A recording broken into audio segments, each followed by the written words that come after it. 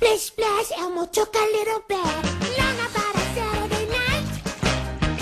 A rubber duck just relaxing in his tub, thinking everything was alright. When Elmo stepped out the tub, put his feet on the floor, then he wrapped the towel around him and he opened the door. Splish splash, Elmo jumped back in the bed.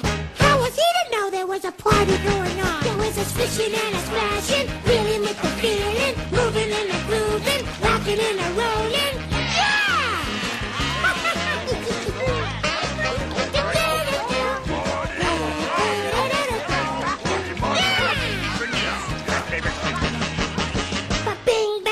Saw the whole gang dancing on his living room rug. That's right, flip flop, they were doing the bop. Elmo's friends had to dance and bob. There was Larry Dawn with the Betty Lou. My word, Big Bird was even there too. Splish splash, forget about the bath. Elmo went and put his dancing shoes on. He wasn't rolling and a strolling, reeling with the feeling, moving and a grooving, splishing and a splashing.